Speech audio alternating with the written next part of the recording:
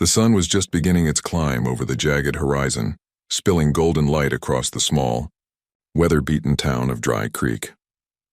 Dust swirled in lazy spirals along the wooden sidewalks, carrying the faint tang of horse sweat and the distant hint of smoke from the blacksmith's forge. The town itself seemed frozen in time, a cluster of low, sun-bleached buildings clinging stubbornly to the earth, defiant against the harshness of the Wild West. A single windmill creaked as it turned slowly, groaning under the strain of the arid wind. Here life was measured in hard work, long days under the unrelenting sun, and the occasional bursts of lawlessness that reminded residents they were never truly safe. Clara had grown up in Dry Creek, and though she knew every crooked board and dusty corner of the town, she had never felt at home. From a distance she appeared a typical young woman of the frontier, a plain cotton dress, a straw hat perched precariously on her head, and hands calloused from chores. But there was a fire in her eyes, a restless spark that could not be tamed by the monotony of farm life. Her hair, the color of sunlit wheat, was often pulled back in a practical braid, though stray strands always managed to escape, framing her sharp, determined features. Clara had always been clever, quick-witted, and endlessly curious, a dangerous combination in a town that prized obedience over ambition. She leaned against the fence at the edge of her family's land, watching the horizon as if she could see beyond the endless desert plains. The wind tugged at her skirt and braided hair, and she breathed in deeply, savoring the dry, earthy scent of the land. To anyone passing by, Clara might have seemed content in the quiet routine of farm life. She helped her mother in the garden, tended to the chickens, and occasionally drove the wagon into town for supplies. Yet beneath that ordinary exterior was a yearning for something more, a life not dictated by debts, expectations, or the rigid rules of frontier society. She longed to see towns beyond Dry Creek, to meet people whose lives were not confined to the dusty streets of this sun-scorched settlement. But freedom was a luxury she could not afford. Her father, Samuel Harland, was a man hardened by years of survival and losses on the frontier. A widower with little patience for what he considered frivolous daydreams, he was determined to secure his daughter's future, and by extension, the family's survival. Samuel's debts weighed heavily on his broad shoulders, and he had little tolerance for defiance. In his mind, Clara's compliance was not just desirable, it was necessary. He had survived the frontier's cruel hardships by pragmatism and sheer will, and he expected no less from his children. Clara, however, had inherited more than just her father's stubborn streak. She had also inherited a quiet resilience, a sharp mind, and a heart capable of both fierce love and defiance. She understood the stakes, the delicate balance of survival and duty, but it did not make her any less restless. The thought of a life predetermined by others' choices was a bitter pill she had yet to swallow. She often found herself staring at the horizon long after her chores were done, imagining roads leading to unknown towns, endless skies, and the freedom to choose her own destiny. That morning, as she watched the wind stir the prairie grass, she had no idea that the horizon she so longed to reach was about to close in on her. Life in Dry Creek was about to shift in ways she could never have anticipated. A decision already made without her consent loomed on the horizon. A marriage arranged by her father to settle a long-standing debt with one of the town's most formidable cowboys. Clara's fate, once hers to dream about, was about to be bound by a union that neither she nor the man she would marry had any desire for. Yet, neither could escape. It was a new day in Dry Creek, and though the sun rose as it always had, nothing would ever feel quite the same again. Clara's restless heart beat with a mixture of hope and dread, unaware that the very constraints she resisted might one day become the source of a love she never thought possible. By mid-morning, the town of Dry Creek was alive with its usual bustle. Horses stamped impatiently, merchants shouted over the clatter of wagon wheels, and children darted between buildings, their laughter ringing like fragile bells. Yet inside the Harland homestead the air was heavy with tension. Clara's father, Samuel, stood by the window, hands folded behind his back, his gaze fixed on the horizon with the rigid composure of a man who had already made a decision. He expected no one to question. Clara moved quietly through the kitchen, her fingers brushing over the worn wooden table as she tried to steady the storm of thoughts whirling inside her head. She knew what was coming. Samuel rarely called her in this manner without reason, and the look in his eyes betrayed a resolve that was frightening in its certainty. "Clara," he said, his voice low but unwavering, "we need to talk about your future." Clara froze. The words hung in the air, deceptively calm, but she sensed the weight behind them. "Father," and she began, but he cut her off with a sharp shake of his head. "You'll listen first," he said. "There's no room for argument." Clara bristled at the tone but remained silent, knowing the storm she could unleash with words would not sway him. Samuel led her to the parlor, a small room with faded curtains and a fireplace that had long ago lost its warmth. He gestured for her to sit in the single chair nearest the door, then took the one opposite.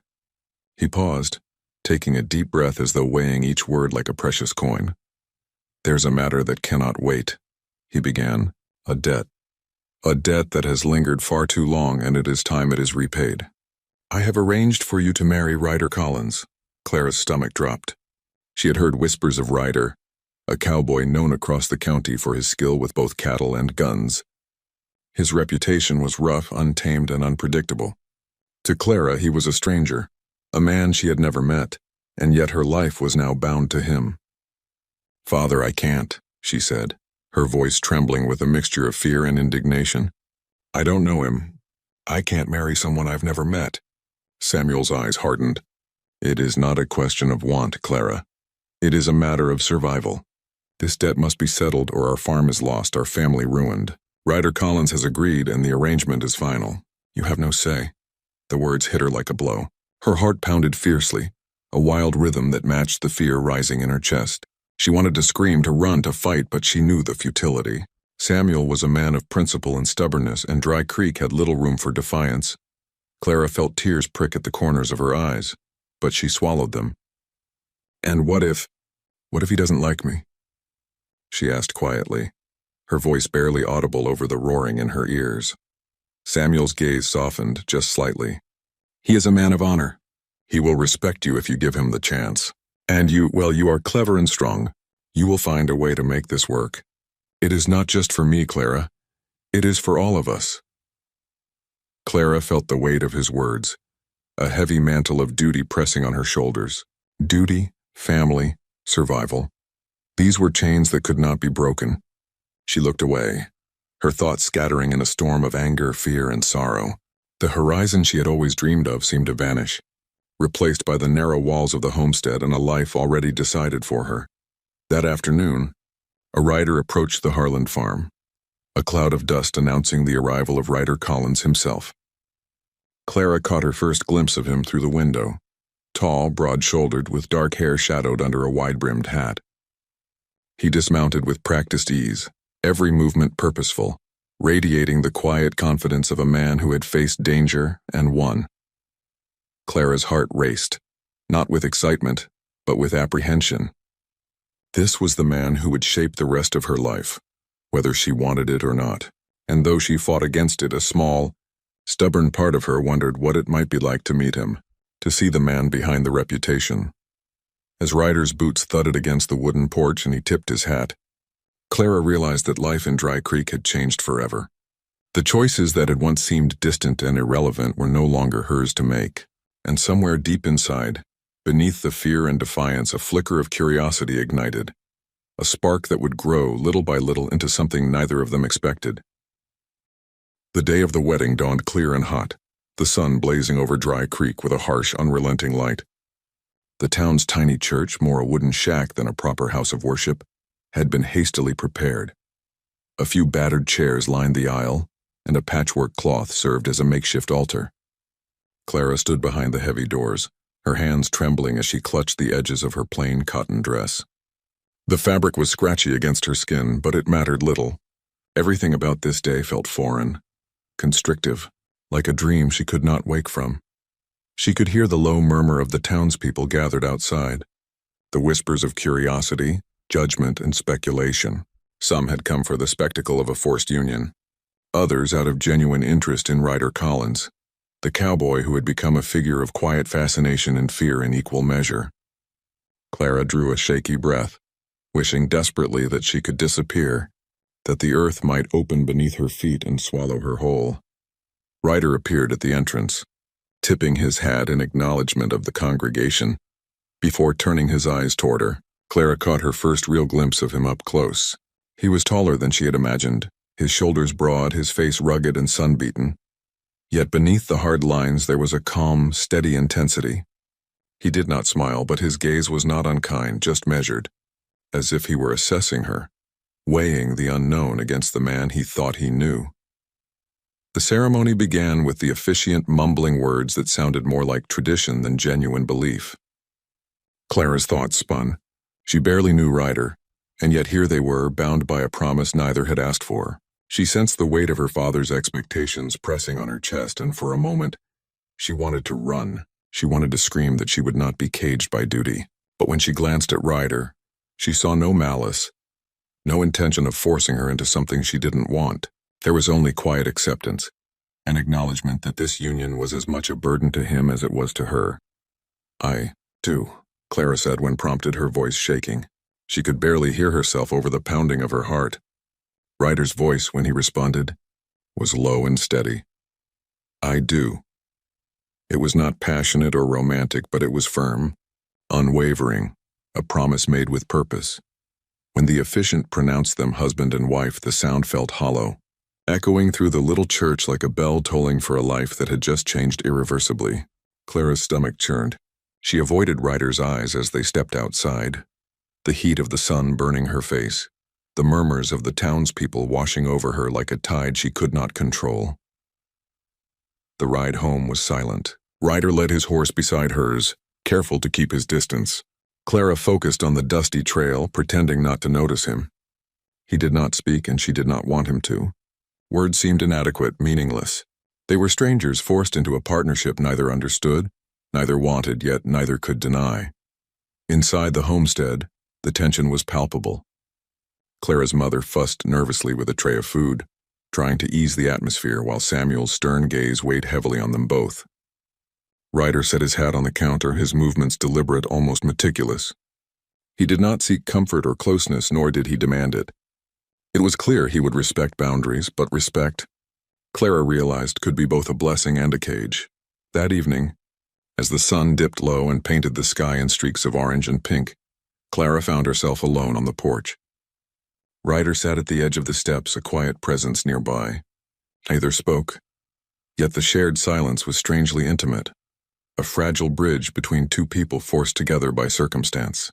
Clara felt a mixture of relief and frustration.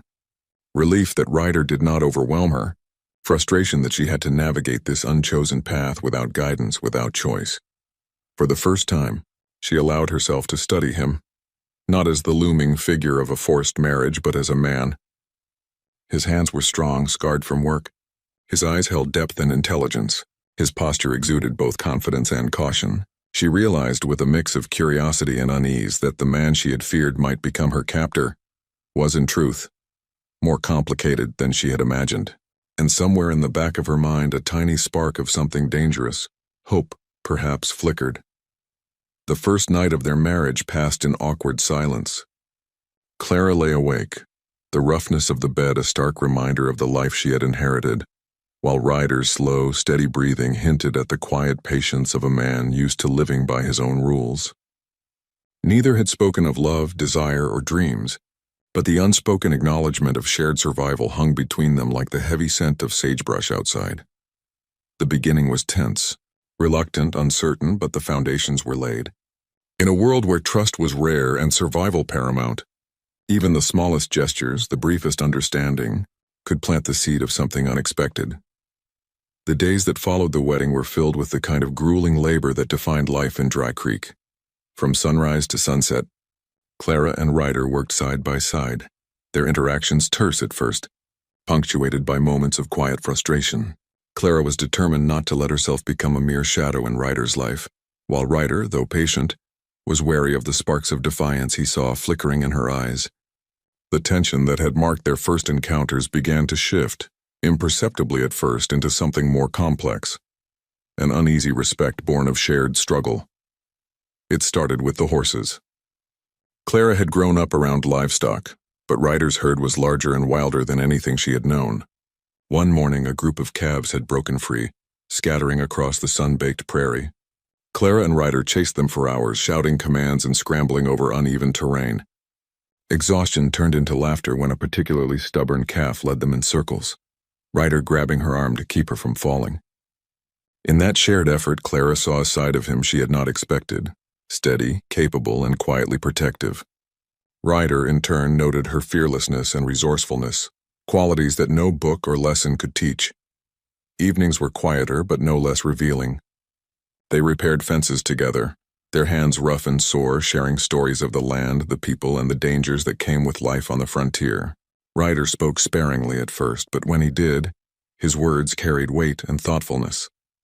Clara discovered that beneath his rugged exterior was a keen mind, a man who understood survival not just as brute strength, but as careful planning and foresight. She began to appreciate his sense of responsibility, the way he moved through the world with awareness and caution. Clara herself revealed layers that Ryder had not anticipated. She was clever and practical, her mind sharp and quick to solve problems he had wrestled with for years. She learned to handle the stubbornness of the cattle, to mend broken tools, and to navigate the treacherous hills and valleys surrounding their homestead. Ryder watched her with a growing admiration, impressed by her tenacity and courage. There was a rhythm to their partnership, a balance forming between her ingenuity and his experience, even if neither was willing to admit it aloud. The turning point came one late afternoon when a band of rustlers attempted to drive off a portion of Ryder's herd. Clara and Ryder, armed with nothing but their wits and a few rifles, confronted the men. The confrontation was tense. Clara's heart pounded with fear, but she did not falter. Ryder was at her side, steady and commanding, yet he allowed her space to act, to prove her own courage. Together, they outmaneuvered the thieves, driving them off with a combination of strategy and sheer determination. That night, as they surveyed the herd under a sky painted with stars, there was a quiet acknowledgement between them, a mutual recognition of competence, bravery, and strength. Slowly, trust began to replace hesitation. Clara found herself laughing at Ryder's dry humor, noticing the subtle kindness in his gestures, the way he ensured she had water in the fields, the way he kept the animals calm when storms approached. Ryder, in turn, began to anticipate her needs, offering support without overstepping, listening with an attentiveness he reserved for few. Respect had grown into something warmer, a budding admiration that neither could deny. By the end of the season, the farm thrived in ways it never had before.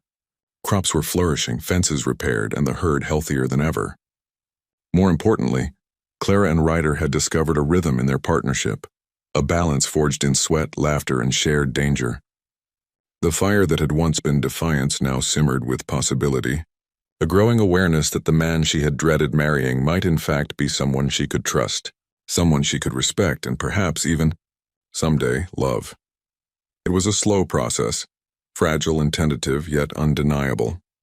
In the vast, untamed landscape of Dry Creek, amidst dust, sun, and the ever-present threat of danger, two people who had been thrust together by circumstance began to see one another not as strangers or obligations, but as companions navigating the harsh realities of life, and in that realization lay the first true spark of connection between Clara and Ryder.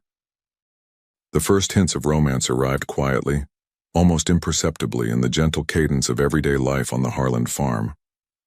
It was not the fiery, passionate spark of storybook love, but something far subtler, a series of small gestures, fleeting glances, and shared moments that began to weave their lives together in ways neither Clara nor Ryder had anticipated. It started with laughter. One morning, Clara had attempted to rope a particularly stubborn calf, only to be pulled off her feet and land in a cloud of dust. Ryder, initially concerned, had burst out laughing at her determination and resilience. Clara, covered in dirt but defiant, had returned his smile with a teasing glare. That shared laughter broke a barrier neither knew existed. It was the first time she saw Ryder not just as a capable cowboy, but as a man who could be lighthearted, even playful, a rare quality in a world dominated by survival and toil. Evenings became their sanctuary. After long days under the relentless sun, they would sit on the porch sharing stories over the fading warmth of a fire. Ryder spoke of his childhood on a neighboring ranch, the long days herding cattle, and the lessons learned from a life spent on horseback. Clara, in turn, shared tales of her dreams, her fears, and the small rebellion she had enacted against the strict confines of Dry Creek. Words flowed more freely than they ever had, and in that sharing, they discovered common ground, a sense of understanding and empathy that had been absent during their first days together. There were moments of quiet intimacy, too. Ryder would bring Clara wildflowers he picked on his morning rides, simple gestures that spoke volumes about his attention to her happiness. Clara, in turn, found herself leaving small surprises for him: a freshly baked loaf of bread, a repaired saddle, or a neatly sharpened set of knives. Each act, though modest, was a declaration of care and consideration, a language of affection neither had been trained to speak but instinctively understood. Danger and uncertainty continued to draw them closer. A sudden thunderstorm once trapped them in the barn, the wind howling around them as rain pelted the wooden roof. They huddled together, sharing warmth and stories to distract from the fear. In that confined space, the physical proximity and shared vulnerability deepened their bond. Clara began to see strength not just in Ryder's arms but in his patience, his willingness to protect without dominating. Ryder, in turn, saw Clara's courage in the face of fear, her determination to act rather than wait, and he admired her all the more for it. Slowly, admiration evolved into something tender. Clara noticed the way Ryder's eyes softened when he looked at her, how he instinctively anticipated her needs without being asked. Ryder began to notice the way Clara's smile lingered, the subtle determination in her posture, and the warmth that radiated from her even in moments of exhaustion. Each day their lives became more intertwined, not out of obligation, but through genuine care and growing affection. The turning point came one late afternoon when they rode together to inspect the far edges of the property. The sun was dipping low, casting long shadows over the prairie, and the sky was painted in streaks of gold and crimson. They stopped at a small rise, watching the horizon together. Clara felt an unfamiliar flutter in her chest as Ryder's hand brushed against hers while pointing out a distant ridge. Neither spoke, but the simple contact sent a jolt of awareness through them both. It was not a fleeting crush or superficial attraction. It was the recognition of a deepening bond, a quiet acknowledgement that their hearts were slowly finding a home in one another. By the time they returned to the homestead, the air between them had shifted. Laughter and teasing had replaced awkward silence. Shared glances carried meaning, and the comfort of one another's presence was no longer taken for granted. They had discovered that love need not be immediate or explosive. It could grow in subtle, persistent ways through shared work, mutual respect, and moments of vulnerability. In the wild, untamed world of Dry Creek, where danger and hardship were constants, Clara and Ryder's connection blossomed like a rare flower. It was slow, deliberate, and entirely unexpected, but it was real. Love had begun to take root in the unlikeliest of places. The heart of a forced marriage, nurtured by trust, admiration, and the quiet courage to see each other fully for the first time. For the first time since her youth, Clara felt the elusive sensation of contentment. The Harland farm, once a source of anxiety and obligation, now thrived under the combined efforts of her and Ryder. Fences were sturdy, crops ripened in neat rows, and the herd of cattle grazed peacefully in the rolling prairie. Life, which had seemed so constricted and predetermined, had taken on a rhythm that was almost joyful. Clara awoke each morning to the sound of birdsong and the soft stirrings of the farm. Ryder was already outside, tending to the horses or checking the fences, his broad silhouette framed by the rising sun. Their mornings were filled with work, but now it was accompanied by laughter and easy conversation rather than tension and duty. Clara found herself glancing at Ryder as he worked, noticing the grace in his movements, the calm decisiveness with which he handled every challenge. She admired him more deeply than ever, and a quiet, persistent warmth settled in her chest, a love that was both steady and unshakable. Ryder, too, had changed. He moved with a lighter step, smiled more easily, and even found ways to tease Clara gently. He no longer treated her as a stranger or a responsibility. She had become a partner, a companion whose mind and heart he respected. He would often pause mid-task just to watch her, a look of quiet admiration in his eyes that spoke louder than any words ever could. Their evenings became sacred. After the sun dipped behind the distant hills, painting the sky in shades of gold and purple, they would sit on the porch with mugs of coffee or freshly brewed tea. Clara would rest her head on Ryder's shoulder as they watched the stars emerge one by one, the vast expanse of the prairie stretching before them like a promise.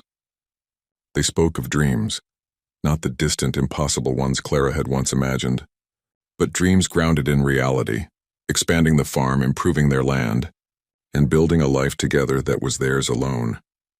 The townsfolk noticed the change too. What had once been whispered as a marriage of convenience was now admired as a partnership of true affection. Neighbors who had doubted the union saw Clara and Ryder working seamlessly, laughing together and caring for each other in ways that went beyond simple duty. Respect and admiration had blossomed into love that was visible, undeniable, and genuine.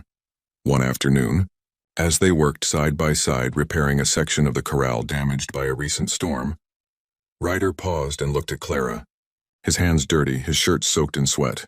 "You know," he said, voice low and steady, I didn't expect to feel like this, but being with you, it feels right. Like it was meant to be, even if we didn't start that way." Clara smiled, her heart fluttering. She had never heard words like that spoken to her, not with such sincerity. "I feel the same," she admitted quietly. "I didn't want this marriage at first, but I can't imagine life without you now." From that moment, the tiny acts of care and attention that had marked their early days together deepened into a profound, emotional intimacy. Ryder would fetch her water while she worked in the fields. She would make sure his favorite horse was always groomed, and together they navigated every challenge that the frontier threw their way. Storms, broken equipment, and wayward cattle became opportunities to grow closer, to rely on one another, and to solidify the bond that had begun as mere necessity but had blossomed into love. Life felt almost perfect. Clara had come to love the farm, the land, and the life she had once resisted so fiercely, not because it was easy, but because she shared it with Ryder. Their love was not marked by grand declarations or dramatic gestures, but by steady presence, shared struggle, and a quiet joy that warmed even the coldest of nights. Yet, beneath the surface of this idyllic life, a shadow lingered, a past Clara thought long buried, a life she had mourned and left behind. She did not know it yet, but the perfect rhythm of her days, the steady certainty of her love for Ryder, was about to be disrupted in the most shocking way imaginable. The peace she had fought so hard to achieve would soon be tested, and her heart, which had finally found a home, would face a choice it had never been prepared for. It began as an ordinary morning in Dry Creek. The sun rose pale and gentle over the horizon, spilling light across the Harlan farm. Clara was already outside, gathering eggs from the coop, while Ryder inspected the fence line, his hat pulled low against the heat. The day carried the usual rhythm of work, laughter, and quiet conversation, a life they had built together, steady and predictable. Then the rider appeared. Dust rose in a thick, swirling cloud on the far horizon, and Clara instinctively squinted against the sunlight. At first she assumed it was a neighbor, a familiar face bringing news or supplies. But as the figure drew closer, her heart seized with an unexplainable dread. There was something in the way the horse moved, the careful steadiness of the rider that set her nerves on edge.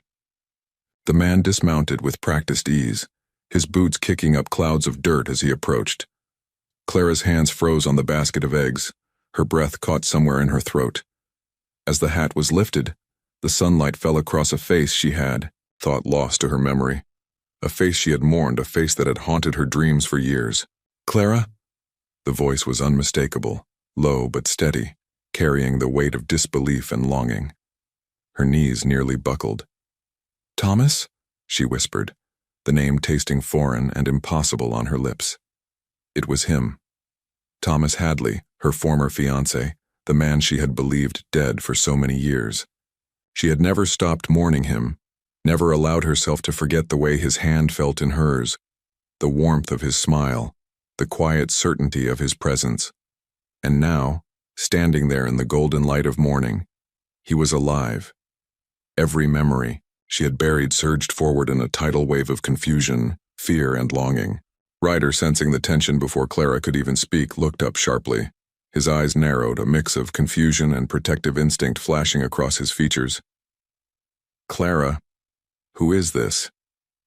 His voice was calm, but there was an edge, a subtle warning. This is Thomas, Clara managed, her voice trembling. My fiancé, he's alive. Thomas stepped closer, his gaze locked on her. I know this is sudden, Clara. He faltered, seeing Ryder beside her, standing tall and steady. I thought you'd mourned me, moved on. Clara's mind spun in impossible directions. She had moved on, or so she thought. She had fallen in love with Ryder, a love that had grown slowly, solidly, and unexpectedly. Yet here was Thomas, a ghost from her past, alive and tangible, bringing with him memories she had not realized she still clung to. Ryder's jaw tightened. He had felt secure in their life, confident in the bond they had forged through sweat, danger, and shared laughter. And now a man she had loved long before him appeared, tearing at the careful foundation they had built. Yet he restrained himself, watching Clara closely, silently demanding she speak the truth of her heart. Clara's emotions collided violently. She wanted to reach for Thomas, to confirm that the man she had mourned was really standing in front of her. But she also wanted to cling to Ryder, whose presence had become her anchor, whose love had been earned through patience, courage, and unwavering support. She felt torn between past and present, memory and reality, desire and loyalty. The townsfolk, drawn by the commotion, gathered at a cautious distance. Whispers spread like wildfire. Everyone knew Thomas Hadley's story, the stagecoach accident, the presumed death, the grief that had lingered for years. And now he was here, alive, standing on the very land where Clara had rebuilt her life. Clara's heart ached with impossible choices. Could she reconcile the love she had nurtured with Ryder with the shocking return of a man she had once promised herself to? Could her heart hold both grief and joy, loyalty and longing, past and present? For the first time in years, the Harlan farm was silent, not in peace but in suspended tension. Time seemed to hold its breath as Clara faced the impossible. A life she had fought to claim now threatened to unravel at the edges, pulled by the impossible reality of a love she had thought lost forever. The days following Thomas's return were a whirlwind of emotions that Clara had never anticipated. Every morning, the sight of him standing on the porch, sunlight glinting off his dark hair, sent a shiver of disbelief through her. Every word he spoke stirred memories she had long buried. The gentle way he had held her hand, the quiet promises, whispered beneath the stars, the laughter that had once filled her heart, and yet beside her, Ryder remained constant. Steady, patient, unwavering. The man who had earned her love through trust, courage, and shared life. Clara's mind felt as if it were splitting in two. How could she reconcile the two realities?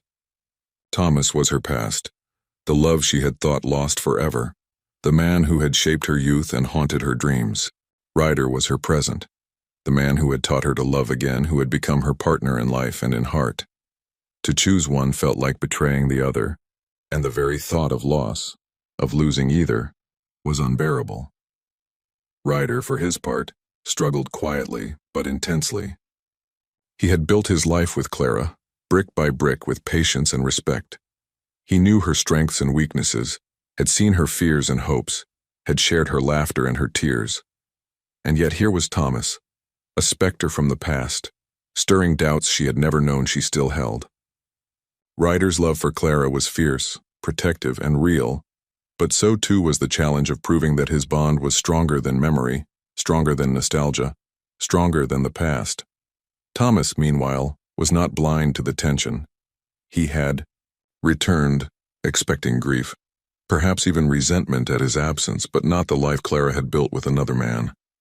He saw the comfort and affection between them, the quiet gestures, the way Clara's hand instinctively brushed against Ryder's, the ease with which they moved together. It pained him, yet he respected her choices and hesitated to press, unsure how to claim a place in a heart that had already been given. Clara found herself walking alone through the fields at dusk, the wind tugging at her hair, her thoughts a storm of confusion. She tried to separate memory from reality, past from present, but the boundaries blurred. Her heart ached for Thomas, whose absence had once felt like an eternal wound. Yet it also ached for Ryder, whose presence now felt indispensable, whose love had nurtured and healed her. She felt guilty, selfish, and terrified all at once. The townsfolk, oblivious to her inner turmoil, continued to whisper and speculate. Some felt sympathy, others suspicion. It was difficult to face their eyes to explain the impossible situation, without betraying the intimacy and trust she shared with Ryder. Clara felt as if she were walking a tightrope, each step precarious, each choice carrying irreversible consequences. One evening, the tension erupted. Clara, Ryder, and Thomas found themselves in the barn, repairing a broken fence together. Words that had been held back spilled forth in a torrent of emotion. Thomas admitted his longing, his regret, and his hope that she might still remember the love they once shared. Ryder, in turn, confessed his fear of losing her, of having his love dismissed as convenience or obligation, despite the devotion that had grown between them. Clara stood between them, tears streaming, heart pounding. She realized that love was not simple, nor was it bound by reason alone. It was messy, complicated, and sometimes cruel, but it was also real, tangible, and impossible to ignore.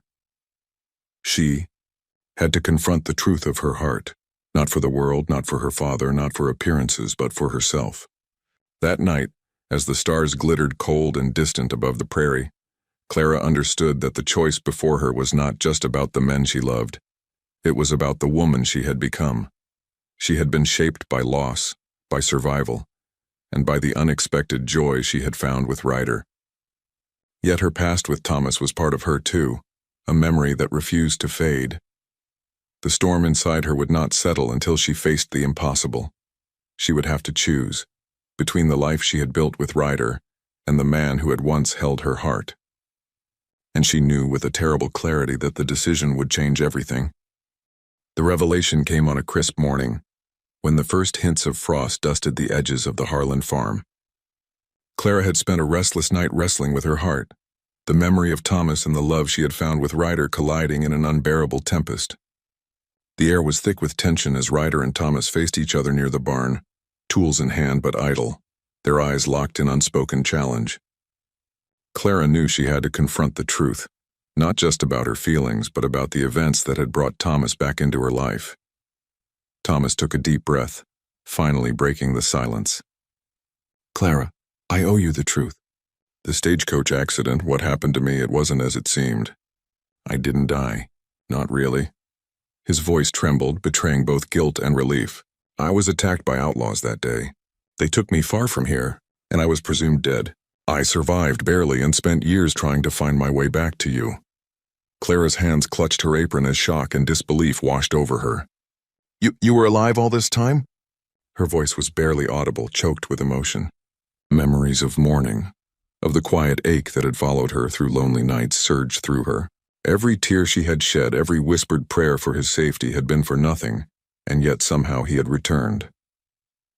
Thomas nodded solemnly. "I never meant for you to suffer. I never meant to disrupt your life. I had to see you again, to know you were safe. But when I arrived and saw Ryder, I realized that your heart had moved on, that you had built a life, found love, and been happy. I couldn't take that away from you." Ryder, standing a few feet away, felt a surge of relief tempered with caution. He had feared this moment.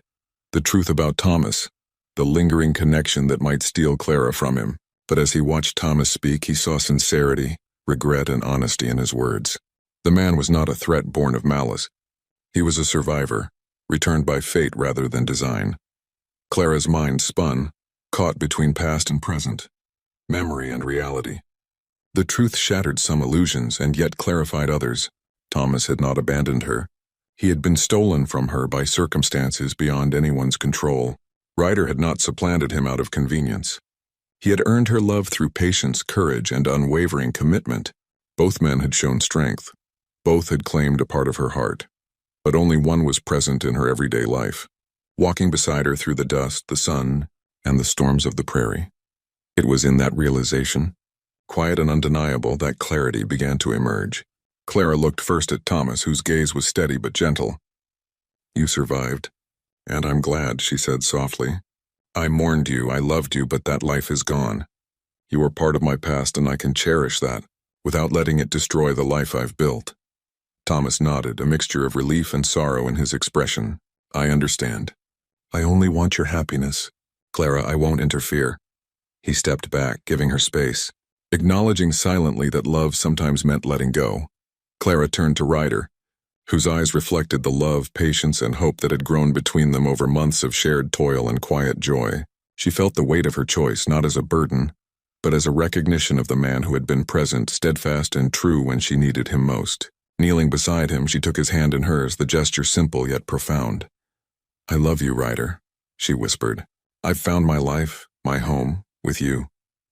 Ryder's jaw softened, a slow smile breaking across his sun-worn face. And I love you, Clara. I always have. Thomas gave them a final understanding glance. Go then, be happy. You deserve it. As he rode away from Dry Creek, the dust cloud trailing behind him, Clara and Ryder stood together, hand in hand, hearts finally at peace. The past had returned only to affirm the present. That love, earned through shared trials and mutual respect, was stronger than nostalgia, stronger than memory, and unbreakable when chosen freely. For Clara, the storm of conflict and confusion had passed. She had faced the impossible, confronted her heart, and emerged with clarity. She and Ryder were no longer bound by obligation. They were bound by love, tempered by life, and stronger than any challenge the Wild West could throw at them. The sun rose over Dry Creek with a brilliance that seemed to celebrate the hard-won peace on the Harlan farm. Clara stepped out onto the porch, the morning air crisp and filled with the scent of dew-soaked earth. Ryder was already there, brushing the dust from his boots after inspecting the fences. Their eyes met, and in that simple glance words were unnecessary. Months of struggle, shared danger, and deepening love had led them to this moment. A life built together, chosen freely, with hearts aligned. The days that followed Thomas's departure were filled with quiet restoration, not just of the farm, but of their emotional world. Clara and Ryder worked side by side as always, but now there was a new lightness in their companionship. Every gesture, from shared meals to the tending of the herd, carried a tenderness that had been absent during the early days of their forced union. Laughter came easily, conversations flowed without pretense, and moments of touch, hands brushing as they worked, a hand resting on a shoulder in reassurance, spoke volumes of the love between them. Clara reflected on the journey that had brought them here. She had entered the marriage reluctantly, feeling trapped by duty and circumstance. She had bristled at Ryder's presence, resented the life imposed upon her, and mourned the man she had lost. But through shared struggles, the storms, the rustlers, the endless toil of frontier life, they had built trust, respect, and ultimately, love. Ryder had earned her heart, not through grand gestures or dramatic declarations, but through patience, courage, and unwavering care. Ryder, for his part, had witnessed Clara's transformation. He had seen her resilience, intelligence, and courage in the face of every challenge. He had admired her spirit and determination, and over time, admiration had blossomed into affection, and affection into love. Their connection, born from circumstance, had grown into something deeper, something unshakable. And now, with Thomas gone, there was no distraction, no lingering doubt, only the certainty of the life they had chosen to build together. The townsfolk noticed the change, too. Clara and Ryder, once whispered about as a couple bound by obligation, were now seen as a model of true partnership. Neighbors marveled at the harmony in their work, the ease of their companionship, and the quiet devotion evident in every glance and gesture. The couple had become more than just husband and wife. They had become a team, a unit forged through trial, trust, and shared triumphs. One evening, after a long day tending to the herd, Ryder led Clara to the top of a small rise overlooking the farm. The prairie stretched endlessly before them, bathed in the golden light of the setting sun. Ryder took her hands in his eyes locking onto hers with an intensity that made her heart race. Clara, he said softly, we've faced storms, danger, and challenges I never imagined. But through it all, I've found something I didn't expect. I've found you, my partner, my companion, my heart. I love you. I've always loved you. Clara felt tears prick at the corners of her eyes. And I love you, Ryder. she whispered, her voice filled with conviction. "I never thought I could find happiness like this, but you've shown me what it means to love and be loved. You've been my anchor, my strength, and my home." He pulled her close, their foreheads touching, the wind tousling their hair as the sun dipped below the horizon. In that moment, the past, the pain, the loss, the impossible choice was behind them. Only the present existed, a life built on love, trust, and shared dreams. The days that followed were filled with the quiet joys of domestic life and the adventures of frontier living. They expanded the farm, repaired old fences, and welcomed every challenge together, knowing that no storm, literal or metaphorical, could shake the bond they had forged. Clara's laughter rang freely through the fields, and Ryder's protective gaze softened whenever he saw her smiling. In Dry Creek, the story of Clara and Ryder became a legend of its own. A marriage that had begun under duress had blossomed into true love. A heart once broken by loss had found its anchor, and a couple tested by hardship and temptation had emerged stronger, united, and triumphant. As night fell over the prairie, Clara and Ryder sat together on the porch, wrapped in a shared blanket, watching the stars emerge one by one. Their hands intertwined, hearts beating in sync, they knew the truth of their journey. Love chosen freely, nurtured with patience, and tempered by life's trials, was unbreakable. They had survived loss, deception, and fear, and in doing so, they had discovered something more precious than either could have imagined. Together they faced the endless horizon, knowing that whatever the future held, they would face it side by side. In the wild, unpredictable world of the West, love had won, and this time it would never be taken away.